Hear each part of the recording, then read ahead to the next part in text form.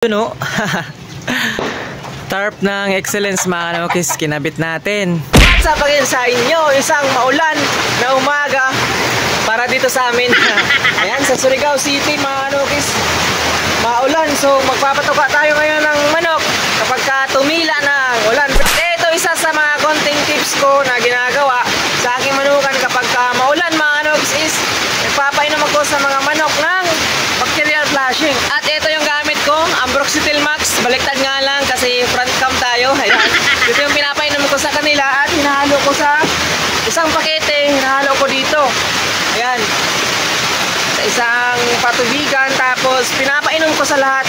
Mula sisiyo hanggang sa malalaki. Kasi pwede naman yung Amtil mga kanokis. Yung isa sa pinaka-the best na bacterial flushing. Pero since ano lang to mga kanokis, no? Pagka naulan-ulan, meron tayong panangga sa kanila. Kumbaga, ano ito mga kanokis, Ambroxetil Max.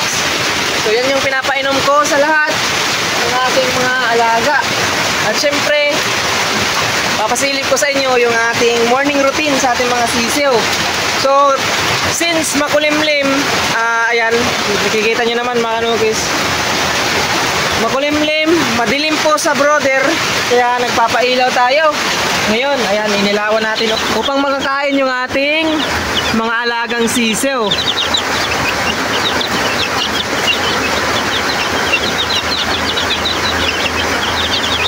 Ayan, at kung siyempre napapansin nyo naman na yung kanilang waterer ay kulay pink kasi meron din tayong pinapainom. Sa ngayon, pinapainom ko sa kanila kasi kahapon may nakita tayong kulay pula-pula sa kanilang mga ipot. Kasi dito, pininang natin yung salaan, may nakita tayong yun na nga, kulay pula-pula. At ito agad yung pinainom natin.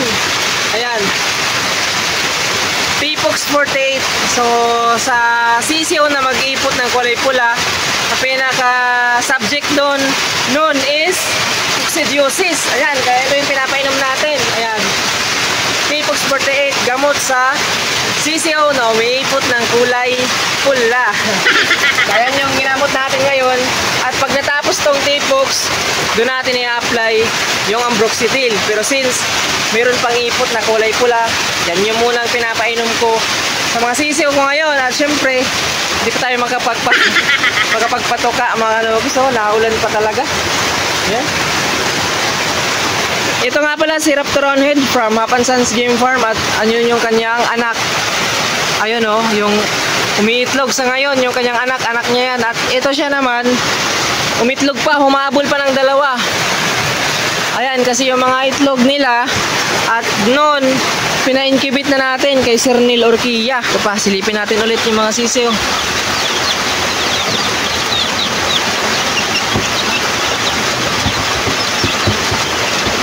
At ito nga pala si Kanaway mga kanokis ay atin na itong hinahanda by December. Ayan o. So dito siya sa breeding pen, flying pen para hindi maulanan sa labas. So i-cord lang natin siya kapag mabuti na yung panahon, no? Mainit-init na, kaya dito siya iwasan nating mabasa yung ating kanawayon. Tapos yung kanyang tahid, aalisan natin ng konti lang. Ayan, yan o. Ito siya. So ito yung kanyang routine dito sa kanyang breeding pen. Kahig, pinaka-the best exercise ng ating manok, kahig lang, tapos lilipad doon. At syempre meron pa tayong ginagawa sa kanya. Ito mga kanokis oh. Yan, kung napapansin nyo yan, dito siya mga kanokis, si Kanaway, nilalagay natin dito, pinapaano natin dito mga 10 minutes. Ayan, 10 minutes mga kanokis, no? So goods na yun, 10 minutes, di gaanong matagal. Sakto lang yun mga kanokis kasi di naman gaanong magalaw yung ating Kanaway. Dito siya, bali ganyan mga kanokis yung kanyang ginagawa. Sa gabi naman mga kanokis or madaling araw, nagpapailaw tayo dito. Ayan, dito tayo sa ating manukan, nagpapailaw mga kanokis. Yun kanyang ilaw. So dito banda, nilalagay ko si Kanaway sa 3x3. Ayan, so yun yung ginagawa natin sa kanya. So, ngayon, tapos na nga pala ako nagpatuka kanina kasi ayan, kita-kita nyo naman. Wala nang ulan, so di na tayo nakapag-video kasi mabilisan lang. Ayan o, baka umulan pa, ayun o. Nakakain na sila at nakapagbigay na rin ako kanina ng tubig. Kaya ayan, goods na goods na yung ating alaga. So, kulang pa tayo ng tipi, ano? Isa, dalawa, tatlo, apat. Maglalagay tayo doon ng isa. Dito naman, dalawa. Ay, tatlo. Bakante. Hanggang dito. So, kulang pa. Siyempre, meron pa doon isa. Isang gano'n, ayun, o. Bakante. So, soon, papadamihin pa natin yung ating mga alaga, mga kanokis, no? Ito si Raptoron Head Pumpkin. Yan, no?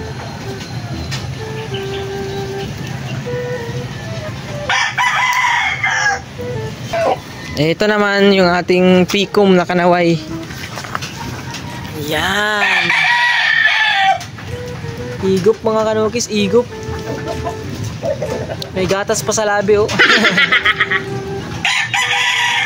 May patoka pa sa labi. Si Pumpkin Black nga pala, inalis na natin dito sa breeding pen. Ando na siya, mga kanokis. So, silipin natin. Puntahan natin yung ating one time 1X na si Pumpkin Black. Ayan, oh. Preskong presko na. Basa kasi ulan.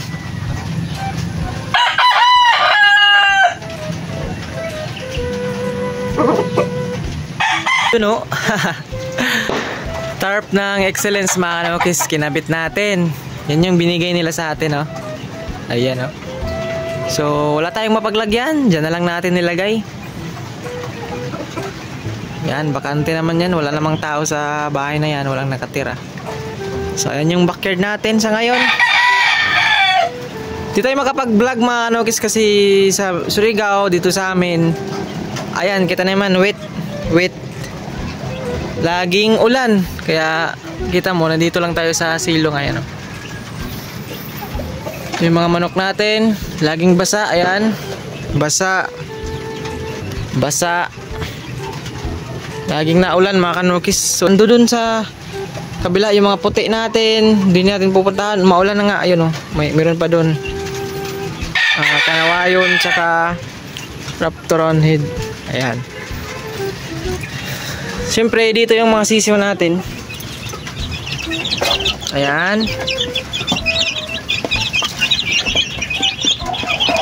Bilis lumaki, no? Ng mga sisiw natin, mga kanokis. Ayan, no? Ang lalaki agad. Medyo parang madaming lalaki, mga kanokis.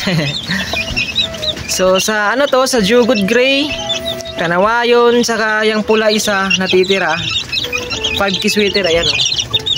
Yan, mag-isa na lang yan, mga kanokis, kasi tatlo yung napisa. Natulog sa waterer yung dalawa. Kinaumagahan, basang-basa, ayun na. So, makabilang bahay.